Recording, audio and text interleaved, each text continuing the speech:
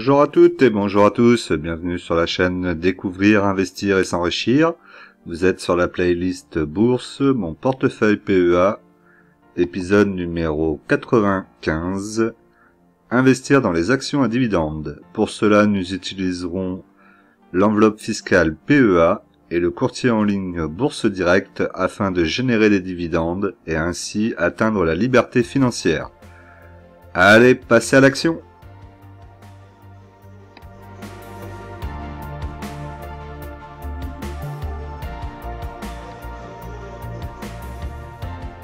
Alors, au sommaire cette semaine, la situation du CAC 40, le point PEA première partie, le question-réponse, le point PEA deuxième partie, le tableau des dividendes et l'évolution de mon portefeuille.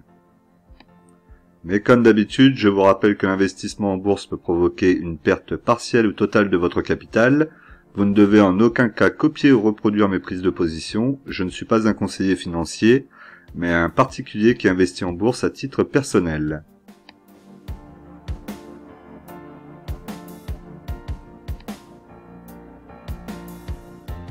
Alors, pour le CAC 40, actuellement, depuis le début de l'année, le CAC 40 est à moins 10,79%, à 6381,56 points.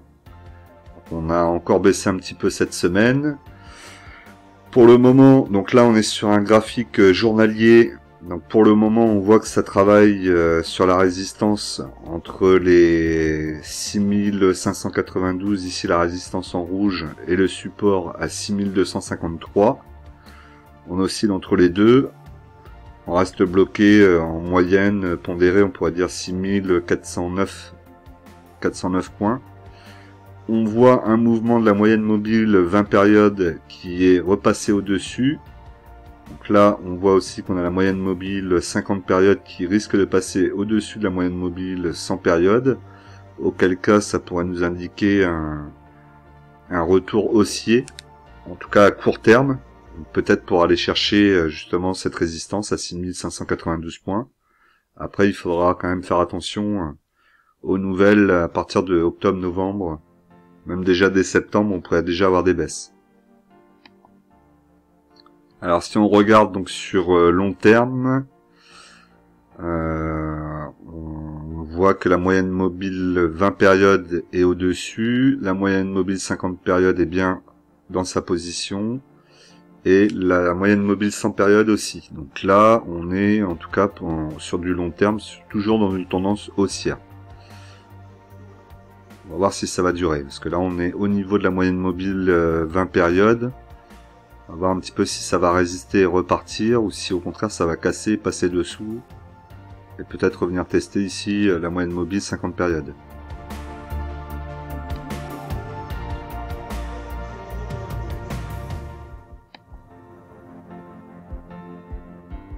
Alors donc concernant mon portefeuille, donc chez Bourse Direct, actuellement il est à 15 379,59 €.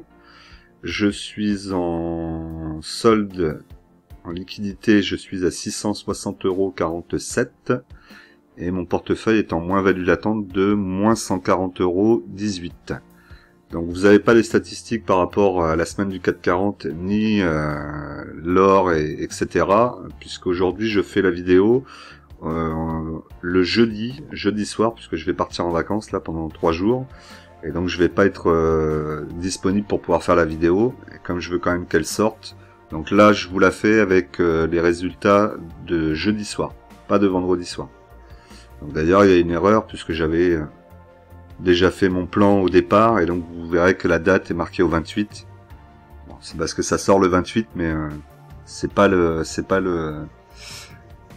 pas le portefeuille du 28, c'est celui du jeudi. Bon, donc du coup on y va, donc 30 unités, le PRU à 81,89, sur la semaine plus 0,50%, donc la semaine c'est sur 5 jours, donc là vu que j'arrête jeudi soir au lieu de vendredi soir, ça doit prendre le vendredi dans le pourcentage je pense. En tout cas moi je suis toujours en moins-value latente de moins 5,85%. Et donc du coup, en termes de graphique, donc là on est sur un graphique de investing, puisque je ne peux pas non plus vous mettre les graphiques de ProRideTime. Je suis pas abonné, et ProRideTime en fait, si vous voulez aller voir les graphiques, vous pouvez, mais ils ont toujours un jour de décalage. Donc ça aurait voulu dire que vous auriez eu les graphiques de mercredi. Alors déjà que je fais la vidéo jeudi soir, j'allais pas vous mettre en plus les graphiques de mercredi. Donc voilà, donc là on va regarder sur Investing. On voit en tout cas sur long terme depuis 2017, on a quand même une courbe qui est plutôt haussière, on va dire. Petite stabilisation ici. On voit que ça a touché plusieurs fois avec des petites mèches. C'est peut-être ici un support qui peut être important. Est-ce qu'elle va chuter beaucoup plus? Elle a baissé, bon, elle est passée en dessous, mais ça a été souvent des mèches. Donc j'ai bon espoir qu'elle tienne ce support, qu'elle reste aux alentours des 77 € pour le moment. Au moins le temps que je reprenne un peu de liquidité, et puis ensuite on verra. Score, donc score toujours 100 unités, PRU à 17,42 €, pardon. Donc sur la semaine, elle a perdu moins 3,11%. Je suis en moins-value latente de moins 7,09%. Donc là, il n'y a pas de souci, j'accepte ma moins-value. Là, je suis plutôt très content du PRU que j'ai aujourd'hui. J'ai 100 actions, je pense pas que je vais revenir dessus, à moins qu'elle passe sous les 10 €. Et auquel cas, peut-être que je reverrai encore les fondamentaux, mais pour le moment, je suis plutôt content du PRU que j'ai. Donc on va rester comme ça et on va s'occuper d'autres actions. Là, on voit ici qu'on avait aussi une zone de support avec la mèche où ça a fait donc office de support. On voit ici, ça a touché aussi. Là, on voit une petite mèche aussi qui est restée dessus. Donc il faudra suivre. Après, ça peut descendre encore un peu. Pour le moment, je trouve que j'ai mon PRU plutôt très correct. Je la vois pas en passer en dessous des 10 €. Dites-moi un petit peu dans les commentaires ce que vous en pensez. Alors ensuite, Sanofi, donc 20 unités, PRU à 81,79, sur la semaine, moins 0,39%. Je suis en moins-value latente de moins 1,64% actuellement. Pour le moment, pas grand-chose à dire. Il faudrait qu'elle baisse beaucoup plus pour que j'aille en rechercher, donc plutôt aux alentours des 70. Pour le moment, c'est pas le cas, donc on la regarde de loin. Total Energy, donc Total Energy qui continue à pousser, hein, c'est plutôt pas mal, donc 29 unités, PRU à 32,78. Sur la semaine, je suis à plus 2,35%. Et en plus-value latente, je suis à plus 64,82%, ce qui est plutôt pas mal du tout. Et voilà, là ça va un peu dépendre des cours du pétrole, est-ce que ça va continuer à monter ou pas. On entend tout et son contraire, donc faudra suivre ça. Et on a une petite news aussi concernant Total qui est accusé d'avoir vendu du pétrole aux Russes alors que c'était interdit. Donc il va y avoir à mon avis une histoire dessus, sans doute des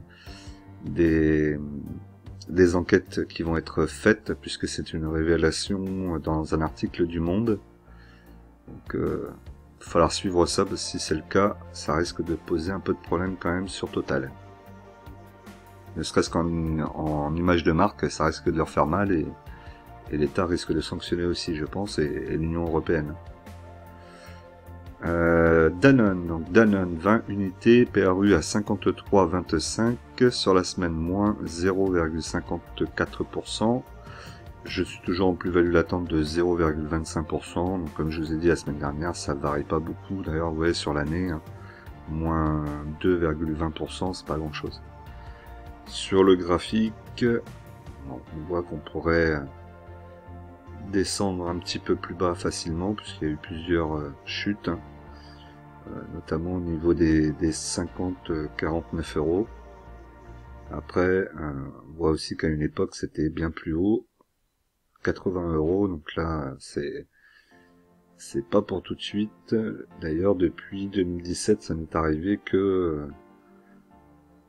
en 2019.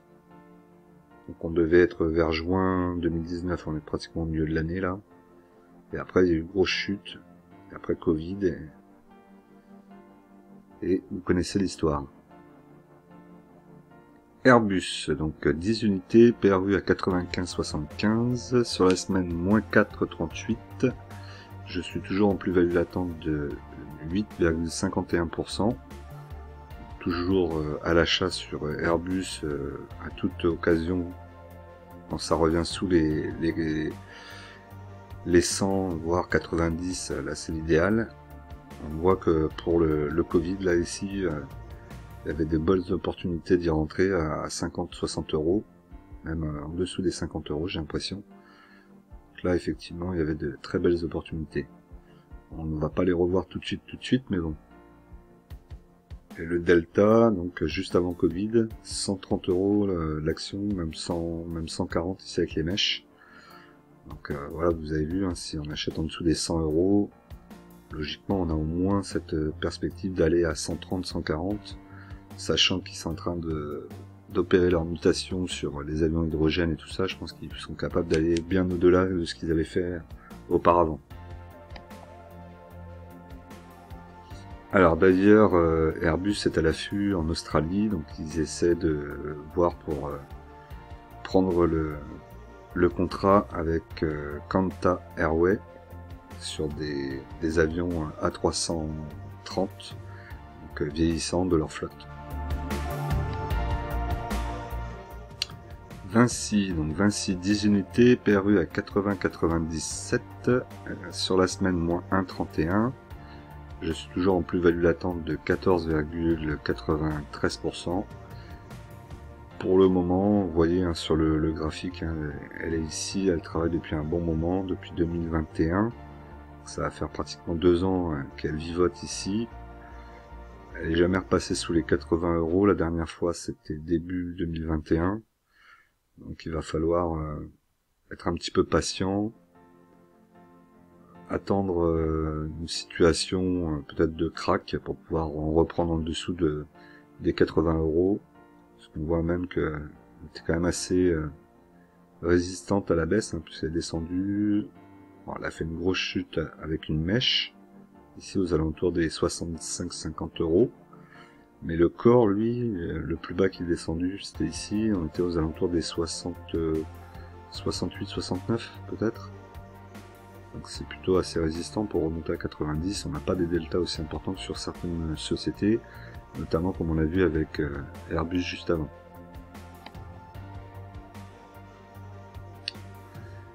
Eutelsat, donc Eutelsat 100 unités perdu à 9,12 €, sur la semaine moins 2,77%. Je suis toujours en moins-value latente de moins 3,71%. Pour le moment, moi j'attends d'essayer de sortir du dossier. Bah ça c'est la chute qu'on a vue suite à l'info de la fusion avec OneWeb. On a des perspectives de remonter au-dessus des 9 €. Est-ce que ça va monter aussi haut que je le souhaite? Donc je vous rappelle que moi j'ai pris un ordre de vente à 9,82 €. On le revérifiera tout à l'heure. Donc si ça touche 9,82 €, je sortirai de ma position. Et puis après, on va voir ce qui va se passer. Parce que j'ai peur de la chute après le versement du dividende. Là, actuellement, je pense qu'il y en a certains qui sont entrés pour prendre le dividende et leur objectif c'est de sortir après le dividende. Donc du coup, on devrait avoir une chute un peu plus spectaculaire. C'est ce qui me fait un petit peu peur. Et puis je vois pas trop ce qu'ils vont faire tout de suite, à part avoir beaucoup d'endettement.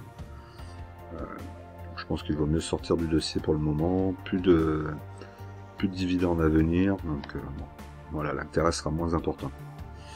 Je vous rappelle comme toujours que vous pouvez venir soutenir la chaîne. Pour ça, il vous suffit d'appuyer sur rejoindre dans la partie chaîne de ma chaîne, c'est le cas de le dire. Vous avez aussi le lien dans ma description. Et voilà, c'est pour me soutenir, me remercier des vidéos que je fais et aider la chaîne à se développer tout simplement. Pour investir par exemple dans des plateformes afin de pouvoir vous donner encore plus de contenu notamment.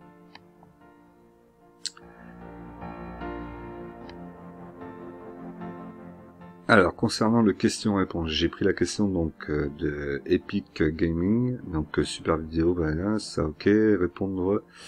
Je pars dans un investissement de 25 ans, donc j'aimerais ne pas me planter. Tu sais quelle est la différence entre les deux ETF, donc SP500 accumulatif qui est à 79 €. Là, il nous mettait une signe. Et le Core PS500 USD accumulatif qui est lui à 432 €. On mettait encore le truc. Donc on a eu la réponse de Mathis et donc ça c'est super. Hein. Ça fait plusieurs fois que lorsqu'il y a des questions posées, plusieurs personnes répondent et donc ça je trouve ça très bien. Continuez. Hein. Ça ne fait que faire grossir un petit peu la communauté. L'idée c'est l'entraide entre nous aussi. Donc très bien, je te remercie Mathis d'avoir répondu. Donc il lui donne l'information, il lui dit de faire attention donc sur les ETF en fonction des taux de change euro-dollar, achète-les uniquement si tu penses que l'euro va baisser et surtout si tu investis, ne vends pas en perte quitte à attendre plusieurs mois. Ça se remonte. Donc très bien, en plus il donne de bonnes informations, donc je trouve ça vraiment très bien. La seule chose que je voulais dire et sur laquelle je voudrais vous interroger, moi en tout cas c'est comme ça que je vois les choses, mais je peux me tromper aussi, hein, et puis j'ai pas la science infuse. J'ai du mal avec l'ETF sur un PEA, sachant qu'en fait sur le PEA vous n'êtes pas taxé tant que vous ne retirez pas l'argent. Donc, et en plus, vous savez que vous avez au moins 5 ans minimum à investir sur le PEA si vous voulez pas être taxé au maximum. Et sachant qu'en plus, vous avez l'ETF, lui, qui n'est taxé qu'à partir du moment où vous vendez votre ETF, si vous êtes sur un compte titre ordinaire. Moi, je pense qu'il y a beaucoup plus d'ETF de disponibles et beaucoup plus variés sur un compte titre ordinaire. Le fait que quand vous investissez sur un ETF, vous investissez sur encore plus long terme peut-être que sur une action. Vous allez investir pendant 20 ans tout le temps sur le même ETF et vous allez peut-être faire du DCA dessus. Donc ça me paraît plus judicieux d'avoir un compte titre ordinaire et de l'utiliser pour mettre des ETF dedans, où là vous n'allez pas payer de taxes du tout, et d'avoir un PEA pour plutôt jouer les valeurs soit à dividende, soit à croissance, comme vous voulez. Plutôt du dividende dans mon cas, mais voilà. Donc je voulais savoir un petit peu ce que vous en pensiez. Est-ce que pour vous aussi ça vous paraît plus logique de mettre les ETF dans des comptes ordinaires pour pas payer de taxes dessus, en tout cas tant que vous n'avez pas vendu, et au contraire le PEA est plus logique pour vous d'y mettre des actions à dividendes, ou l'inverse. Et n'hésitez pas à m'expliquer un petit peu le pourquoi du comment, ça m'intéresse. Voilà, donc en tout cas merci d'ailleurs à tous les deux pour poser vos questions et être actif sur la chaîne. C'est très important d'ailleurs, hein. Pensez-y, les commentaires sont très importants, tout comme les likes, les abonnements. Il faut le faire, c'est important pour que la chaîne puisse grandir et m'aider à essayer de développer tout ça. Ensuite, je voulais prendre ce petit tweet que j'avais tweeté sur mon Twitter. Donc n'hésitez pas non plus à aller vous abonner dessus. Hein. Donc il concerne les actions dans le monde, le top 10 des actions qui ont versé le plus gros dividende sur le deuxième trimestre. Donc dans le top 10, on a donc 4 actions françaises. C'est pour ça que je vous l'ai mis. Donc on a BNP Paribas, on a AXA, Sanofi, et la dernière c'est LVMH. Voilà, alors c'est pas les plus gros. Alors c'est les entreprises qui versent le plus gros dividende sur le mois de avril et d'avril à juin.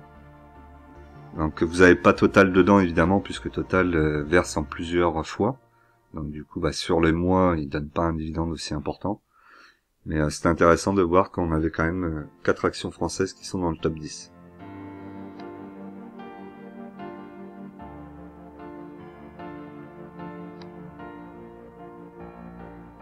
Alors on continue donc Next City, donc 34 unités, le PRU à 26,71, Sur la semaine, moins 1,03%. Donc je suis en plus-value latente de moins 13,02%. Et si on regarde ici le graphique, on voit aussi que ça a bloqué ici sur un support. Vous voyez la mèche ici, voilà, elle l'a cassé un petit peu. Là on voit que ça a bloqué, là ça a bloqué aussi. Là c'est le corps qui bloque dessus et la mèche qui passe. Donc on a au moins 3 points qui touchent. On peut penser que c'est peut-être un support un peu solide, comme je vous avais dit, hein, comme on le voit d'ailleurs sur les graphiques avec ProRealTime. Et donc là, ce que j'attends, moi, plutôt, c'est la mèche qui va venir me chercher les 20 euros, aux alentours des 20 euros, pour pouvoir en racheter. Orange, 72 unités, PRU à 9,47 €. Sur la semaine, moins 1,70. Et donc je suis toujours en plus-value latente de 7,14%. Pour le moment, ça vivote. On a une belle petite baisse là, ici. Mais ça vivote là, ça vivote entre les 11 et 10%. Et 10 euros, pardon. Pour le moment, on va les laisser vivoter. Mon PRU est plutôt correct. Si ça devait redescendre aux alentours des 9 euros, peut-être que j'en reprendrai pour baisser encore. Mais sinon ça va pour le moment, c'est plutôt correct en termes de PRU. Alstom, donc Alstom 30 unités, PRU à 29,46. Sur la semaine, moins 5,78. Moi je suis à moins 28,69% actuellement. Donc j'ai mis mon ordre, j'attends, j'ai mis un ordre à 19 euros. J'attends la mèche qui ira me chercher les 19 euros. Peut-être qu'elle viendra, peut-être qu'elle viendra pas. J'espère qu'elle va venir pour faire grossir un peu ma ligne qui est pour moi actuellement un peu trop petite par rapport à la valeur de l'entreprise. Je pourrais presque en acheter. Là, on est à 21 euros. C'est pas complètement déconnant non plus d'y rentrer. C'est juste que j'ai un PRU trop élevé et je veux pouvoir le faire baisser plus. Donc, en achetant à 19 euros, je vais faire baisser le PRU beaucoup plus. D'ailleurs, Alstom continue à faire parler d'elle, puisque on a l'inauguration d'une première ligne ferroviaire à 100% hydrogène en Allemagne. C'est une première au monde, et donc qui a été fait et conçu par Alstom.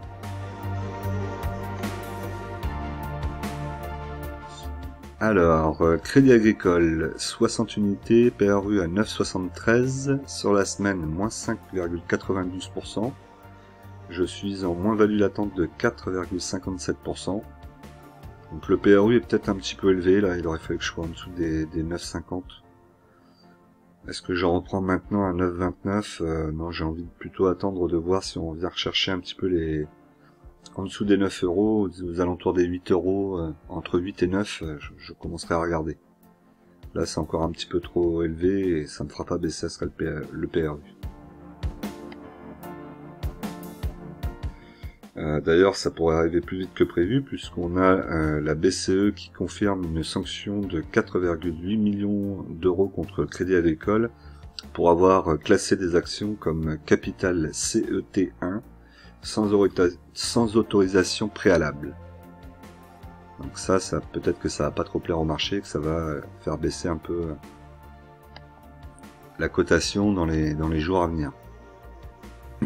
Ensuite, Ubisoft, donc Ubisoft, nous sommes à 10 unités, le PRU est à 60,68, sur la semaine moins 5,18, et je suis en moins-value latente de 29,8%.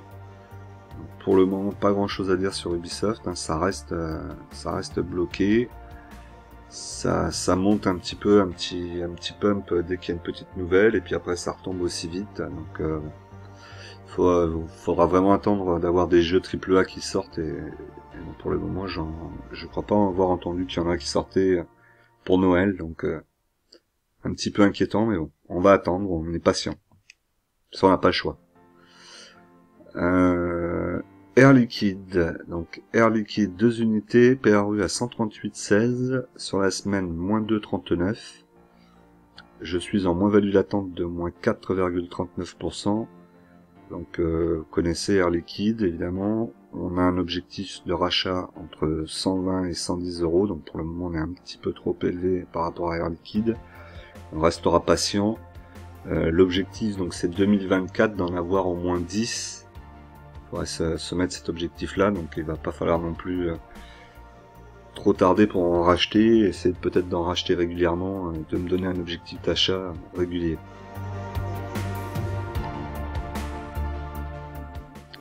Schneider, donc 2 unités, le PRU à 128,88.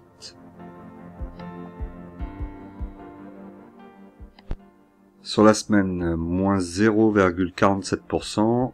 Au global, je suis à moins 1,21%. Valeur que j'apprécie énormément. Je vous le dis à chaque fois, donc je vais essayer de me renforcer. Bon, là, je suis au prix pratiquement de mon PRU, puisqu'elle est à 127,32. Ça n'aurait pas vraiment d'intérêt d'en reprendre tout de suite. Je vais attendre encore un petit peu de voir si elle passe sous les 120. Et c'est pareil, comme Air Liquide, je vais me mettre un objectif dessus à partir de l'année prochaine. Et je vais essayer d'en racheter régulièrement. Parce que c'est une belle valeur et qu'il faut que j'en ai plus dans mon portefeuille.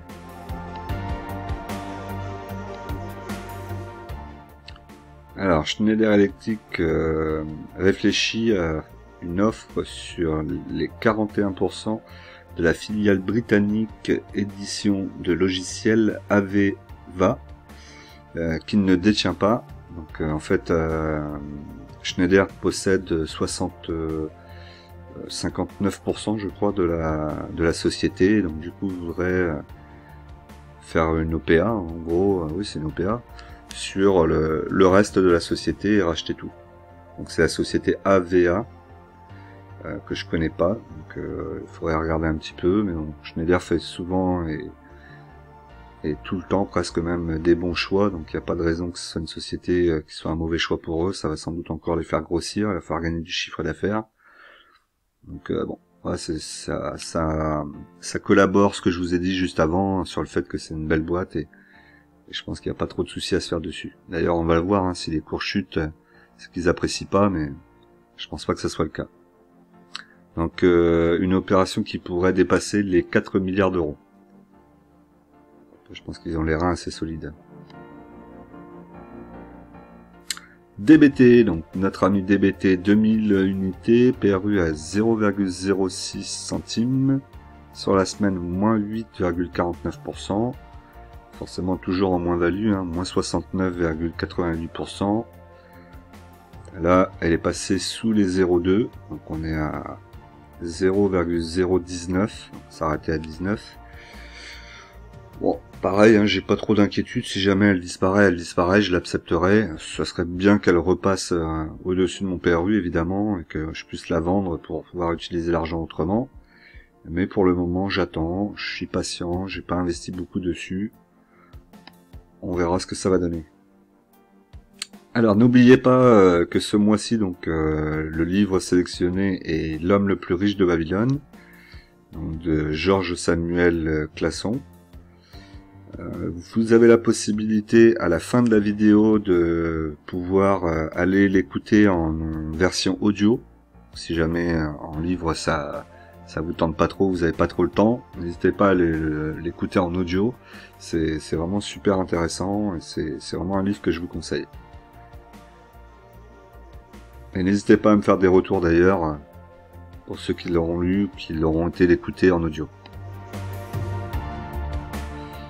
Alors, répartition par action, donc Air Liquide est à 1,72%, Airbus 6,80%, Alstom 4,15%, Crédit Agricole 3,63%, Danone 6,97%, DBT 0,15%, 25%, pardon, Euronext 15,13%,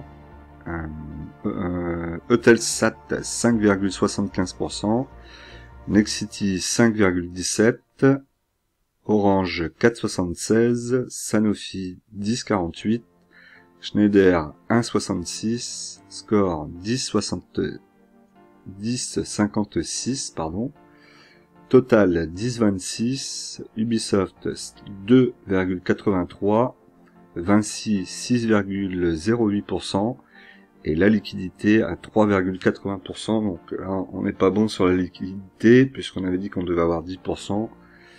Ça m'arrive que trop rarement, il va vraiment falloir que je travaille là-dessus. Voilà, donc là on voit qu'on commence à avoir quelques sociétés qui sont à plus de 10%. Donc on a Total, on a Score, on a Sanofi et on a Euronext. Donc on a 4 entreprises qui représentent à elles seules 40% du portefeuille. Donc il va falloir que je fasse attention quand même. Presque même les 5 premières entreprises, si je rajoute Danone, feraient 50% du portefeuille.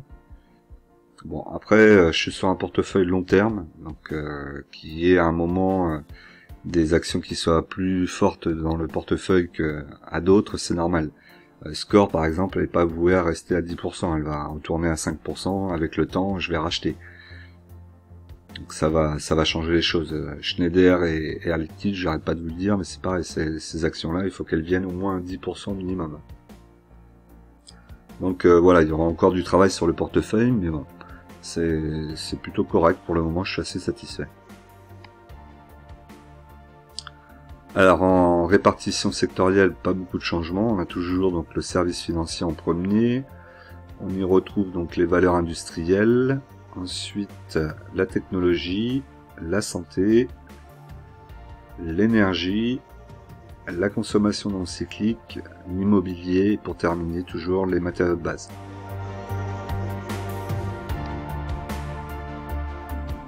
Alors donc on se retrouve là sur le portefeuille de jeudi, donc vous voyez le 25 à 17h51. Donc vraiment j'ai essayé de le faire juste après la fermeture, juste après la clôture, parce que le montage est assez long mine de rien.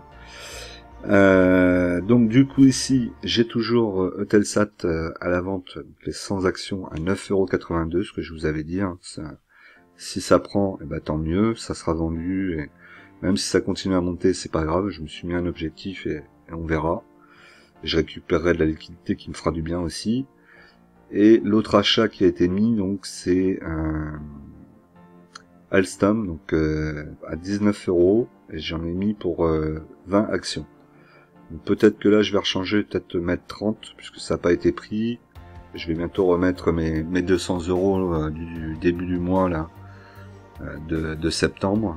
Peut-être que je vais aller chercher plutôt 30 actions Alstom à 19 €, et là je ferai vraiment baisser le PRU, et ça me permettra d'avoir fait presque une bonne partie de ma ligne Alstom, et après on verra. On essaiera d'aller sur 100 actions Alstom, ça serait pas mal, et après de garder, de conserver, de voir ce qui va se passer sur long terme. Voilà, donc ce que je pouvais vous dire sur ce portefeuille, je ne vois rien d'autre là à vous dire, donc n'hésitez pas à me dire dans les commentaires, hein, vous voyez ce que je vous ai dit là, hein. 15%, 10, 10, 10 et 6%, donc on a en fait avec Danone, donc Euronext, Score, Sanofi, Total et Danone représentent 50% de mon portefeuille sur une quinzaine, 15 ou 17 actions, je sais plus combien j'en ai.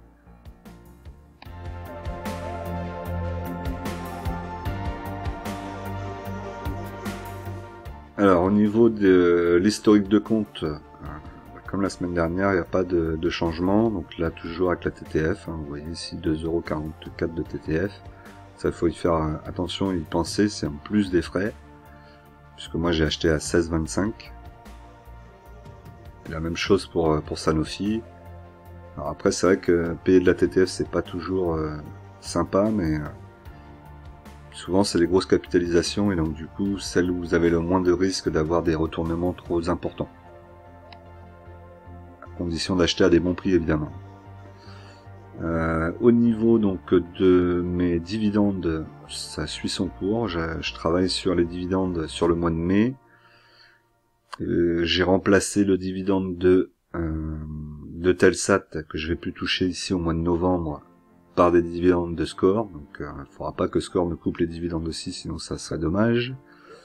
Donc ça c'est plutôt pas mal. On m'a demandé dans les commentaires de mettre le dividende attendu pour l'action sur l'année, par exemple 2022, et de mettre moi à côté le dividende que j'ai touché réellement en pourcentage.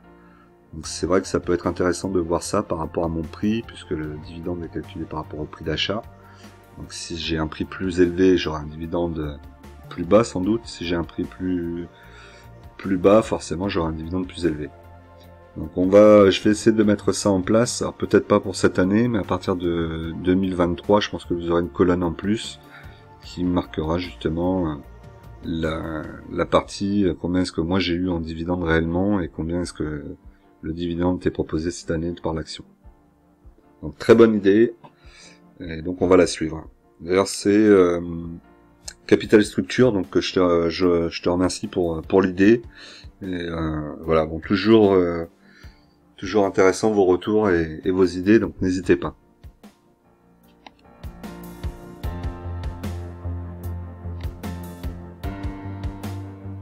Alors pour ce qui est de l'évolution de mon portefeuille, donc mon portefeuille est toujours en moins-value, malheureusement. On a vu que le CAC 40 lui était à plus de 10% de moins-value. Moi je suis à moins 6,99% actuellement, soit une perte depuis le début de l'année de 1121,30 €. Et par rapport à la semaine dernière, donc ça me fait une baisse de... Moi, ça me fait prendre en plus 0,81%. Donc j'ai pris moins 0,81%, soit par rapport à la semaine dernière, 130,19 € de perdu. Voilà, donc c'est un peu compliqué cette année. On va voir, hein, jusqu'à la fin de l'année, peut-être qu'on va avoir un retournement et que on va avoir une petite poussée de score qui pourrait changer les choses, et Euronext aussi. Si j'avais ces deux actions-là qui repartent en positif, le portefeuille va peut-être revenir en positif. C'est vrai que l'année est pas facile. Bon, après, on sait que sur plusieurs années, on va pas toujours avoir des années en positif. On aura des années en positif, des années en négatif. Ce qu'il faut, c'est se focaliser sur l'objectif qu'on s'est donné. Donc moi, mon objectif, il est clair, j'arrête pas de vous le dire, hein, c'est les dividendes. Atteindre les 1200 € de dividendes par mois. Donc il va vraiment falloir travailler dessus. Il y a 23 ans devant moi pour y arriver aussi, donc je suis pas inquiet. En continuant à travailler sérieusement, on va y arriver. En tout cas, je vais y arriver, et si vous faites la même chose, vous allez y arriver aussi, c'est sûr. Alors comme toujours, je vous rappelle qu'en investissement, les impatients payent pour les patients. On se dit à tout de suite dans une nouvelle vidéo. D'ailleurs, vous avez une analyse fondamentale de Eurofins Scientifique qui est disponible, donc n'hésitez pas à aller la voir et à me dire un peu ce que vous en avez pensé. Allez, à tout de suite!